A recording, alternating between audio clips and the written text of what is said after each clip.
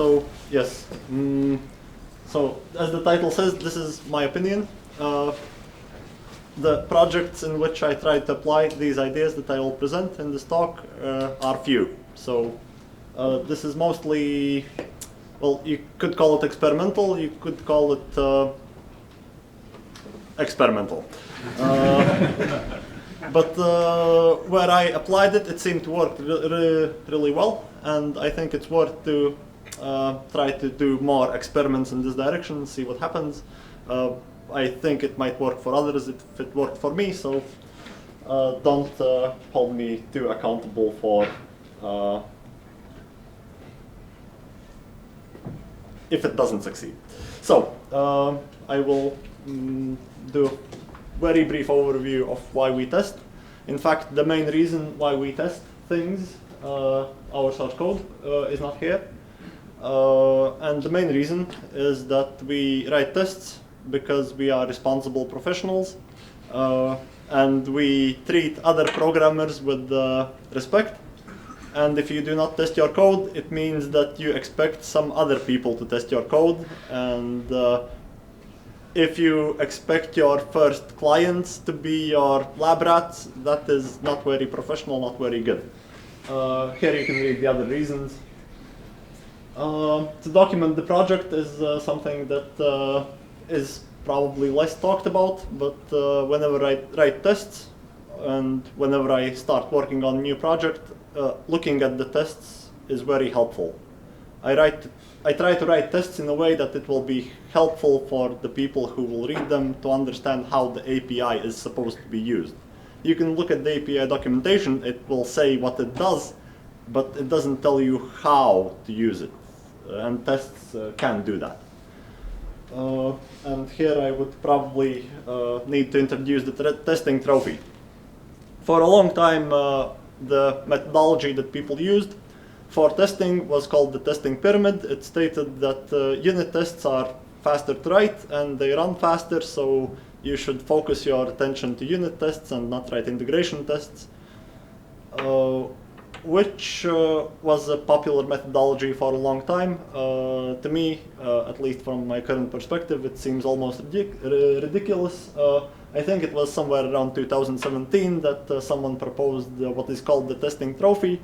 And this methodology states that even though integration tests are harder to write and take longer to run, and the setup is more complicated, it gives you a lot more confidence that your tests are running correctly. And because of this, the author stated that you should focus mostly on integration tests and at the bottom also static code checking, like type checking and linting. So I like those ideas. If you don't know what the testing trophy is, you might want to research it. And how I personally try to write not unit tests, integration tests. I try to write them in a way that they are the acceptance criteria for the tasks I'm performing, that they read like user stories. The integration tests, they test the thing as a whole, that many things work together as a whole, and what you test against is usually your API. Whether it's a web service, whether it's library, if you test your API, you are generally testing how the user will interact with your software. And the good side effect of this, and this is also what the testing trophy states, that when you write integration tests, they are less prone to break because you do not break your API.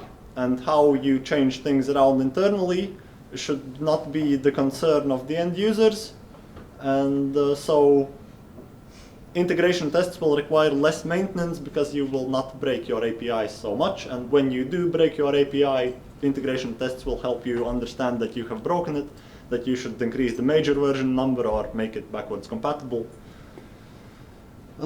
Yes, and what else can I say about integration tests? There are some obvious things that should be tested by unit tests. You don't do all the corner cases with integration tests. It doesn't actually make a lot of sense. So I'm pretty much covered these points.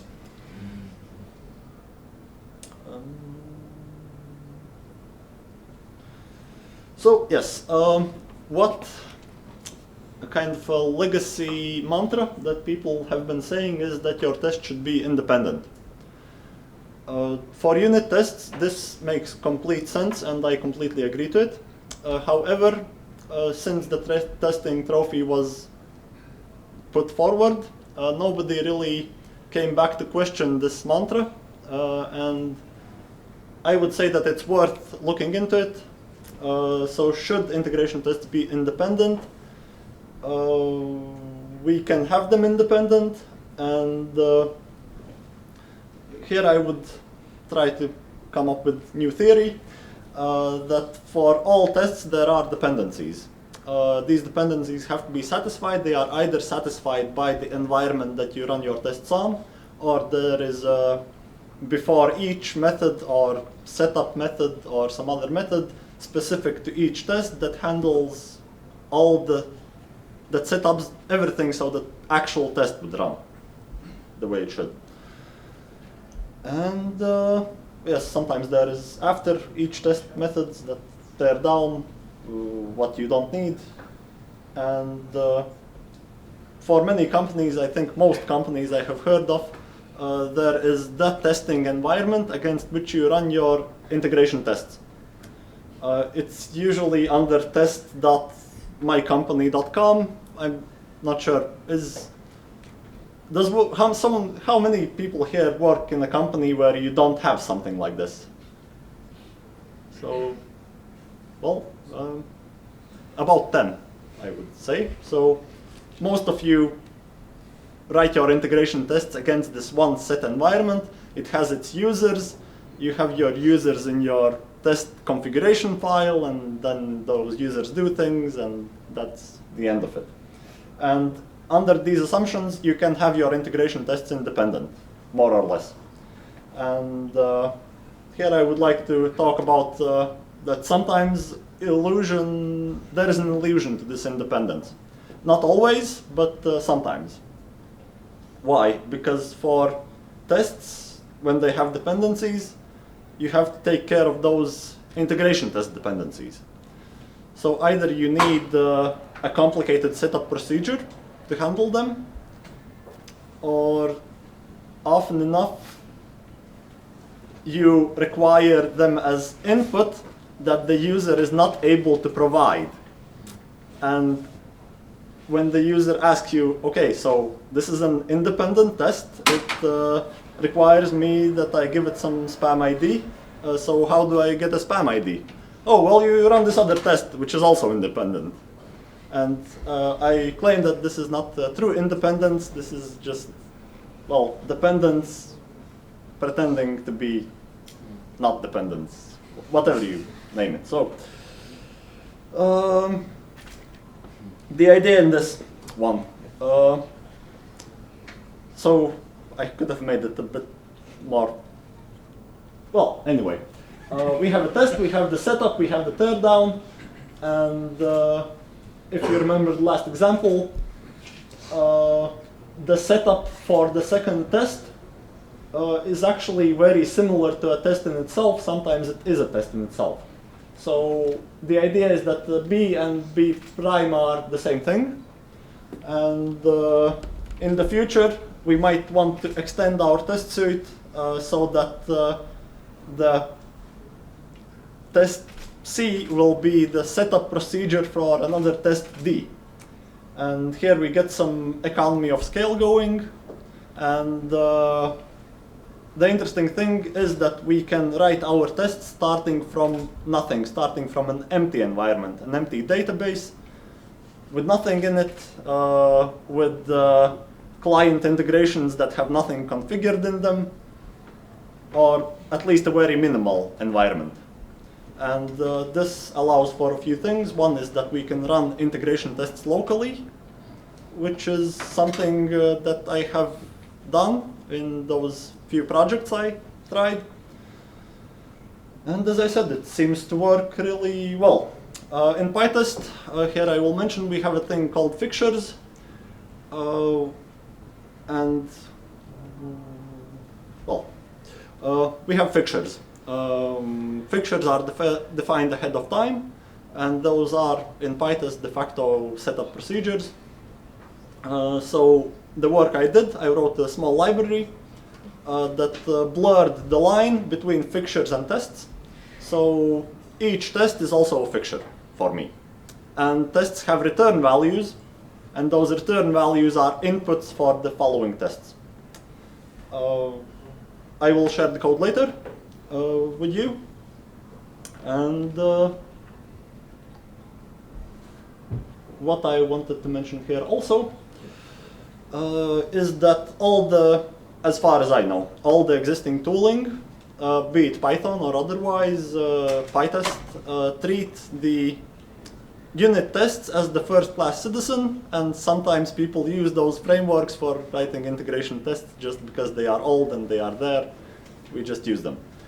And I did write a small integration test framework from scratch in 2 days, even though it lacks all of the features. It's actually still those 2 features that it has, it's actually good enough that I would just throw away PyTest and use this for my integration tests. My integration tests written within this methodology. So, that's about it.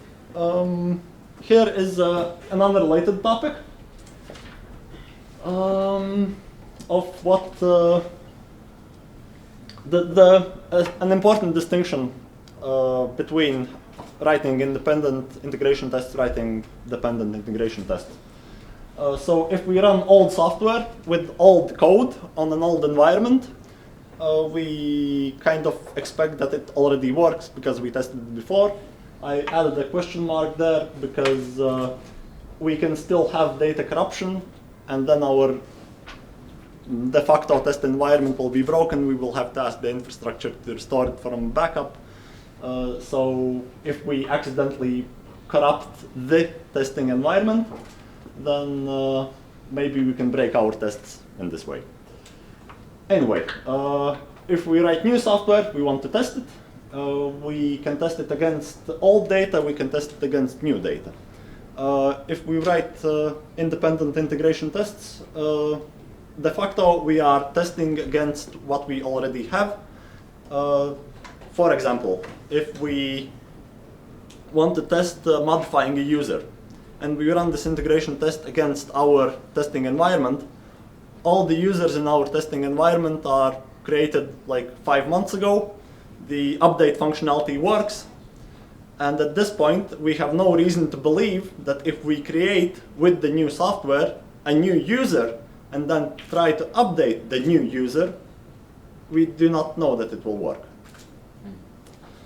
And this other thing, which is testing the new software with the new data, which is itself created by the new software, I call integrity testing. I'm not sure if this is the reserved term. I tried to make something up. Just to explain the difference. With the standard way of doing things, we test for backwards compatibility. With this new way of doing things, we actually don't test backwards compatibility, which is bad, but we do test for integrity, which is that our new software is internally consistent, which is good.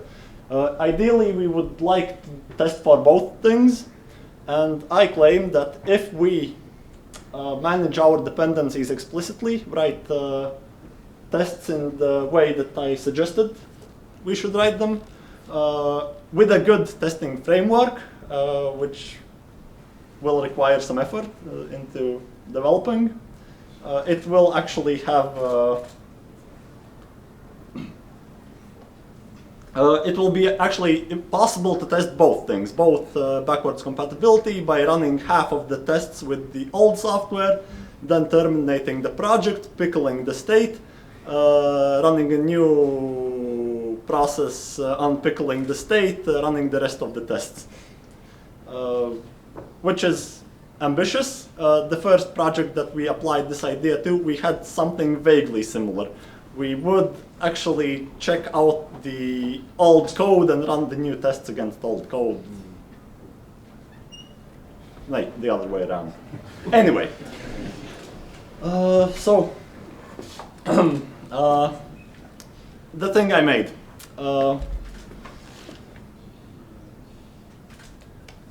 As I said before, yes, I actually wanted to say all of that here.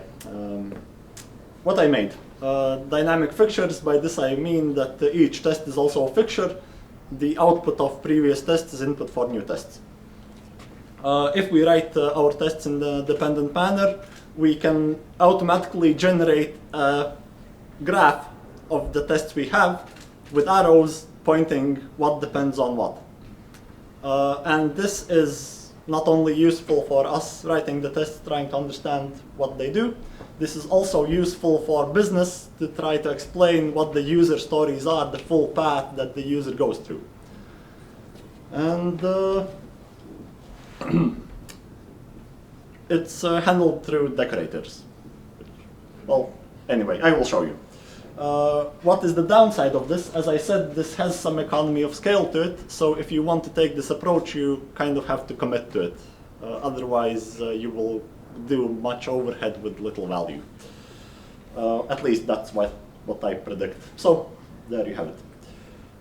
And of course, the code base is completely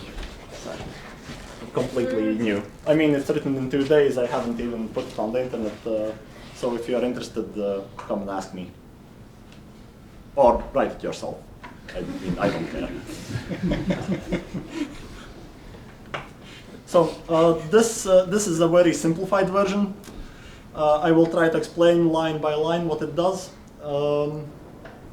But this is the core of the library that I wrote. So a registry, when we write decorators, like decorators for Fast API or Flask or whatever, it will put those methods in some sort of a registry thingy, probably. I'm not super sure, but here we have it. We will decorate our tests, and all the tests will end up here. That's about it. We have each test case is a node in a tree, not a tree, but a graph. Strictly speaking, so it has parents, it has children. When we initialize it with some parents, it will update its children, set its parents. The body of the test case is the actual function that should be run. It will have a status, was it run or was it not run, did it pass? That's about it. And a call method that I overloaded in order to run the underlying function. So if you decorate a test case, you will still want to be able to call it afterwards in a user-friendly manner. So yes. Anyway, what it does, it checks for status. If the status is not what allows it to pass, if the dependencies failed, then we don't run the test. Actually, the error is not supposed to be here, I think. And if the dependencies did not fail, oh no, the error should be here. So yes, it checks the parents. If all the parents passed, roughly speaking, then we will run the test. If one of the parents failed, then we will skip the test. So we run the function. If it raises an exception, we set it in a bad status and return. And if it did not raise, then we say it passed and we run the rest of the tests. That's the short idea of it. And the decorator I mentioned, so it takes arguments. Those arguments are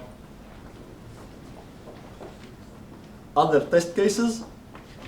And what it will do, it will create a new test case, it will return the test case. Actually, will be an instance of a class, not a function, but it has a call method, so, you know. there we have it. Yes, and I'm not sure if the font is big enough. This is an artificially created project just for illustration purposes. I didn't want to take anything actually that is real because that would be, I would not have time for that. That would be overly complex and not helpful. Anyway, so my first, and I will make notes. So what I showed you in the last slide, this depends on, it's more complicated than what I showed. In the library I wrote, there is a root test case, which is the root of the graph, and all other, well, if I don't specify anything, it will depend on the root. So we start by creating users. This is almost all systems have them. Sure, 2 of them, because they will interact. We return the user IDs.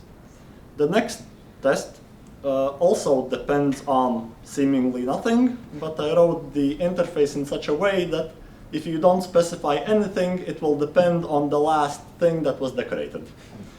This turned out to be really helpful for all practical purposes. Why it's helpful, you can stick one more test in between and you don't have to relink the chain. Well, practically it seems to be a nice interface, so get used to it. So we create some user objects. User creates something, some document, some whatever your program does. With some parameters, we return some information about the object that was created. This is actually pretty optional. This is optional in the sense that maybe I don't want my creation methods to return things. Maybe I want to have an explicit test that fetches them from the API and then return them. But anyway, this also works. One more test, depends on the previous one. It takes parameters returned by previous tests. So this first test returned user IDs, this second test returned spam ID. Now I am here using both of them. The interface looks like it's some kind of fixture-like thingies. And yes, very nice. Here I finally explicitly define what this test depends upon. And depositing money in the bank depends only on the user being created. It has nothing to do with the user objects. Here it will not implicitly depend on the previous test because I defined it explicitly. Sure.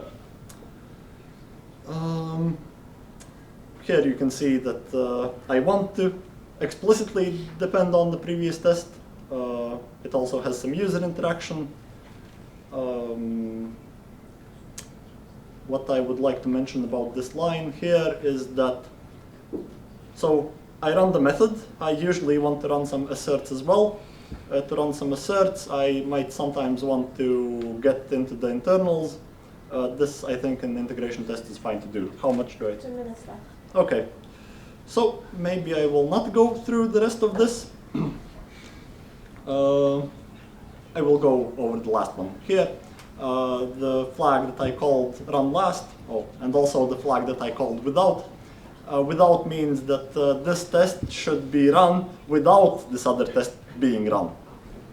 As it implicitly depends that another test was not run, like a not kind of thing.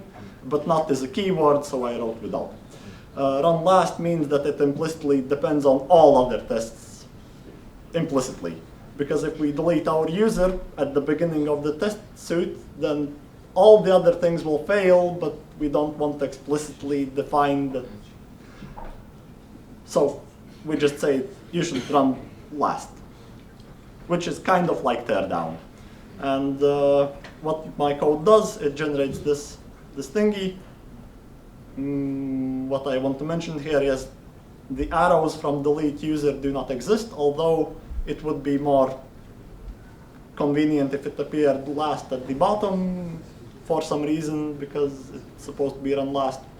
And this test that it tries to buy something with insufficient funds, it should be run without this other thing that deposits money in the bank. So there should be some kind of arrow, a red one maybe, I don't know. So this is not done. I mean, lots of features that I would like to make, but 2 days. I hope this made sense to you. If you want to follow me, then this is what I look like from behind. This is not my joke, this is from a famous Latvian comedian. I'm Latvian. Thank you.